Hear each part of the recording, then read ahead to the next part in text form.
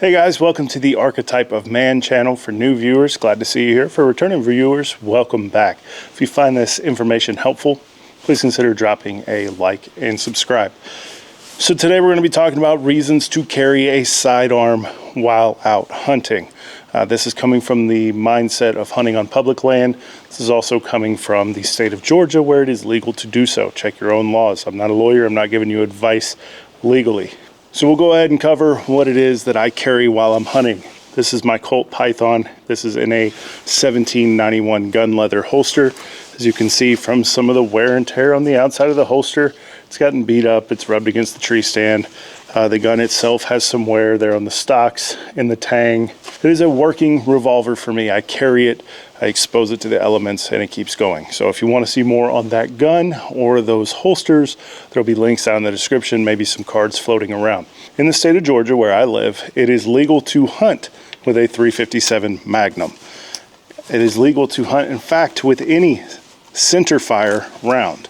It is legal to handgun hunt. So if I wanted to, I could hunt with this. This particular one is a Buffalo Bore Outdoorsman 180 grain hard cast lead bullet. Those are the rounds that I carry in it out in the woods. Part of what I am carrying that revolver for is self-defense against things like black bears. Not super likely, but it is there, and that's my last ditch option. I don't want to shoot bear. I don't like the way bear meat tastes. I really don't want to kill one, but if I have to, because it's me or the bear, that should work here. For folks that live where there are bigger predators, then maybe something more than .357 Magnum is what you need. More than bears, what I worry about are wild boar. They're more unpredictable. They are nasty. They can hurt you. That's why I have that. I do carry a speed loader as well, so I have 12 shots. I'm not planning on getting any gunfights. I just need to break contact now. Now that I'm hunting from a tree stand, risk is somewhat mitigated, at least for boar. Bears can climb, and then I've still got to get to and from. Again, I'm on public land. The entire premise of hunting public land seems to be that to be successful, you have to get past everybody else that just wants to waddle from the truck, a couple hundred yards. So I'm deep in there. I'm normally by myself. Carrying sidearm makes sense. The other thing that we haven't touched on yet, you may not have thought of yet, are two-legged encounters in the woods.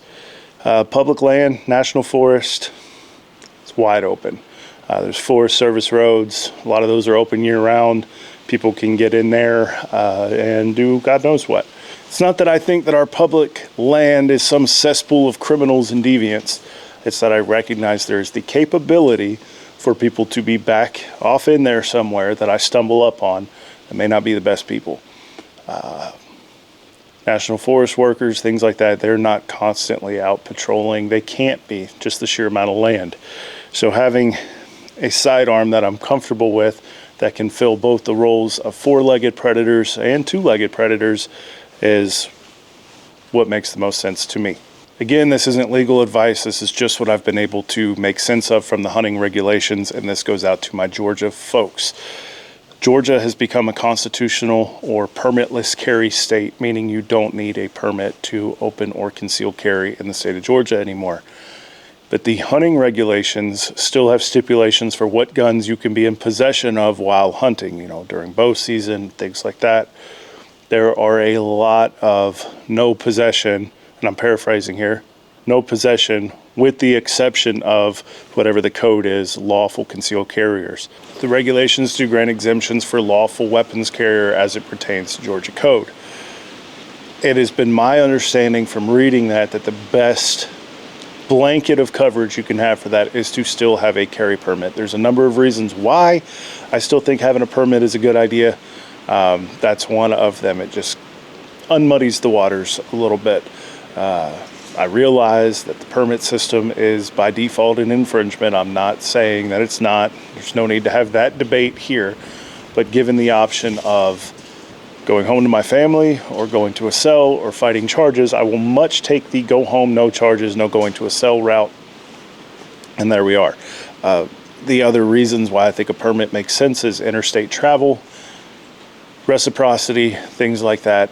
We're fortunate to have reciprocity with an increasing number of states, and living in kind of the tri-state area of Tennessee and North Carolina and Georgia.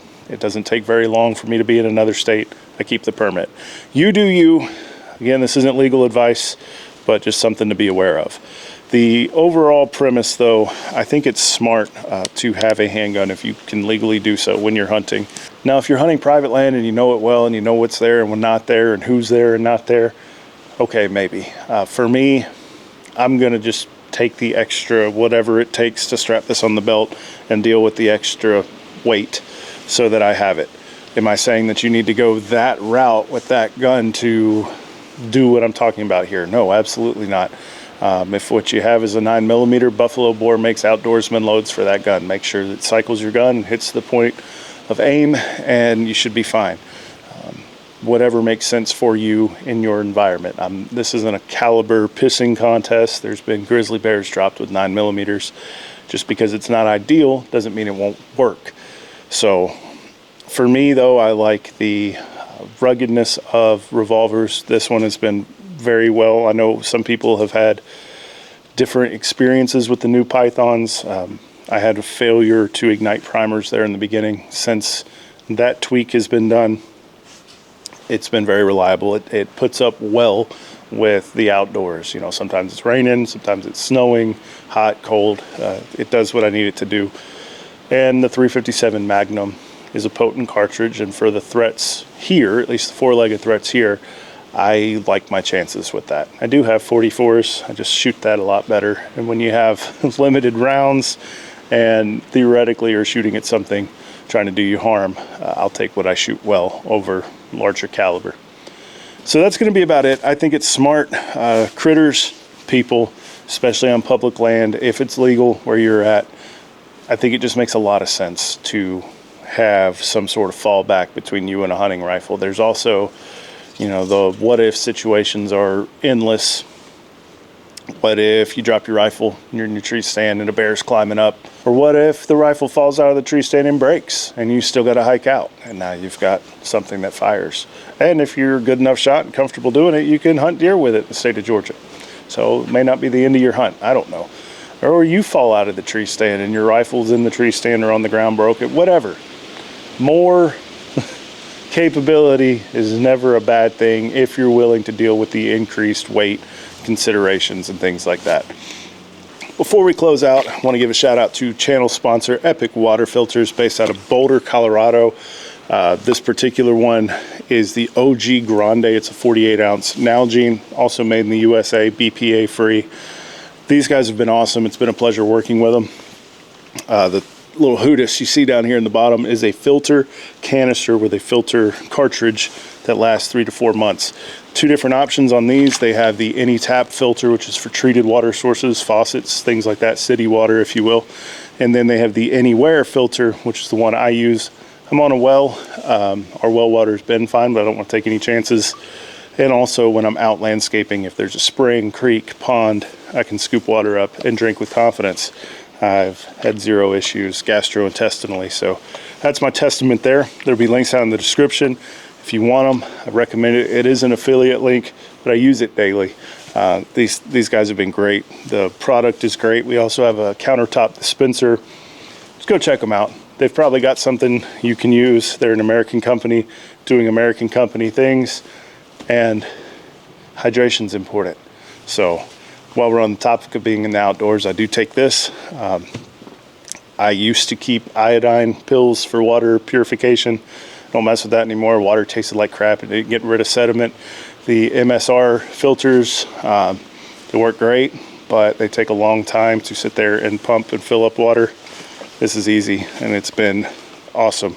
I wish this would have existed back during my Boy Scout days and backpacking trips and all that. If you have horror stories about drinking bad water, go ahead and drop those in the comments. Those are always entertaining to read for the people not afflicted. I personally got Giardia on a backpacking trip once, and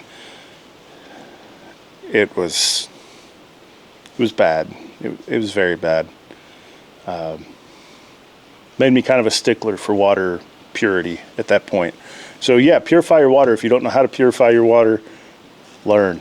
I'll have videos coming out on water purification at some point and why it's important and different methods and things you can use and whatnot. But it's a very valuable skill to have, especially if you aspire to be some sort of post-apocalypse warlord. It's very hard to be that warlord when you're pissing out the back passage. So yeah, don't neglect your water purification. Epic Water Filters has you covered though. Huge thank you to my channel members and Patreon supporters. You guys rock. Channel members get early access to long form content here on the channel before it goes public. Some bantering, carrying on, things like that. Sometimes you may see the comments after the video goes public. We have a good time. I appreciate them immensely. Patreon supporters get Patreon only post over on Patreon. There's also a chat room over there I set up that they can be a part of. If those interest you, there's going to be links for both of those options out in the description below. If you'd like to make a one-time financial contribution to the channel, I'm a millennial, so of course there's a Cash App down in the description. Never something you have to do, but it's there if you would like to. The biggest non-financial way you can help the channel is to like, comment, and subscribe. That helps me out, helps grow the channel.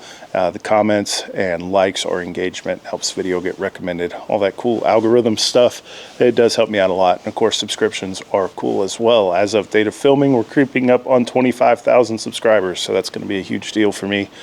Thank you to everyone who has made it possible. All right, folks, stay safe. Be careful in the woods, whether you carry a sidearm or not, and I'll see you next time.